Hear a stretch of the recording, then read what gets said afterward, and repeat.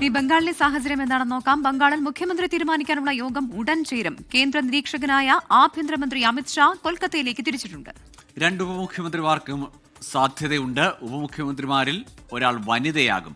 ശ്രീനാഥ് ചന്ദ്രൻ ചേരുന്നുണ്ട് കൊൽക്കത്തയിൽ നിന്ന്. ശ്രീനാഥ്, ചരിത്രത്തിൽ ആദ്യമായി ഭരണം പിടിച്ച ബംഗാളിൽ മമത വലിയ പ്രതിരോധം ഉയർത്തുന്ന അല്ലെങ്കിൽ നാടകീയ നീക്കങ്ങളൊക്കെ കണ്ട ശേഷം ഇനി BJPയുടെ ഭാഗത്തു നിന്ന് എന്തെങ്കിലും സസ്പെൻസ് പ്രതീക്ഷിക്കാമോ? അതല്ല സുവേന്ദു അധികാരിയിലേക്ക് തന്നെ എത്തുമോ?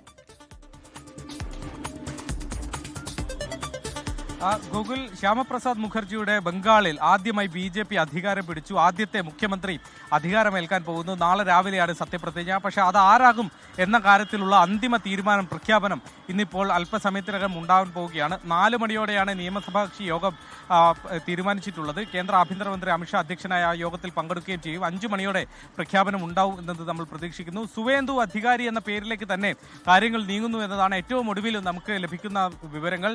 സുവേന്ദു അധികാരിയാണ് ഈ തെരഞ്ഞെടുപ്പ് പാർട്ടിയെ മുന്നിൽ നിന്ന് പ്രചാരണത്തിൽ നയിച്ച വ്യക്തി. മാത്രമല്ല സമീപകാലത്ത് പാർട്ടിയുടെ ഒരു ശക്തി മുഖമായി ഈ സുവേന്ദു അധികാരി മാറിയിട്ടുമുണ്ടായിരുന്നു. ഭവാനിപ്പൂരിൽ മമതാ ബാനർജിയെ തോൽപ്പിച്ച് ആ ഒരു താരപരിവേഷം അത് കുറച്ചുകൂടി ഉയർത്തിയിട്ടുണ്ട് സുവേന്ദു അധികാരി. കഴിഞ്ഞ തവണ നന്ദിഗ്രാമിലും മമതയെ പരാജയപ്പെടുത്തിയതാണ്. ഇത്തവണ പുറകെ വന്ന് ഭവാനിപ്പൂരിലും മമതയെ തോൽപ്പിച്ചതോടുകൂടി തന്നെ ആ തരത്തിൽ മുഖ്യമന്ത്രി പദത്തിലേക്ക് തനിക്ക് അവകാശമുണ്ട് എന്നതാണ് അദ്ദേഹത്തിന്റെ ക്ലെയിം.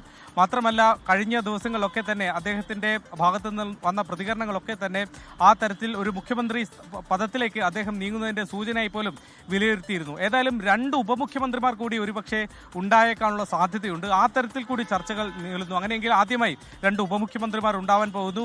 അതിൽ തന്നെ ഒന്ന് വനിത ആകണം എന്നുള്ള രീതിയിലേക്ക് ചർച്ചകൾ പോകുന്നുണ്ട്.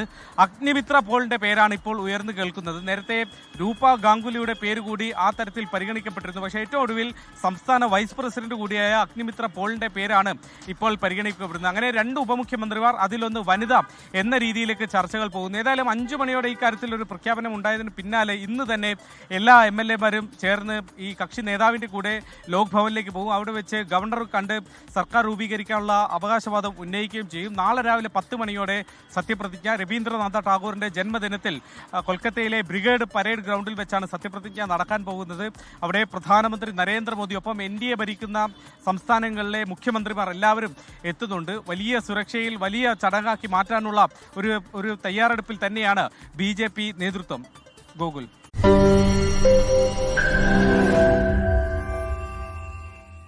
ലോകത്തെവിടെയായാലും ഏത് സമയത്തും 24 വാർത്തകളും ഓഗ്മെന്റഡ് റിയാലിറ്റി പാക്കേജുകളും എക്സ്പ്ലെയിനറുകളും വിശദമായി കാണാൻ ഞങ്ങളുടെ YouTube ചാനൽ നിങ്ങൾക്ക് സബ്സ്ക്രൈബ് ചെയ്യാം.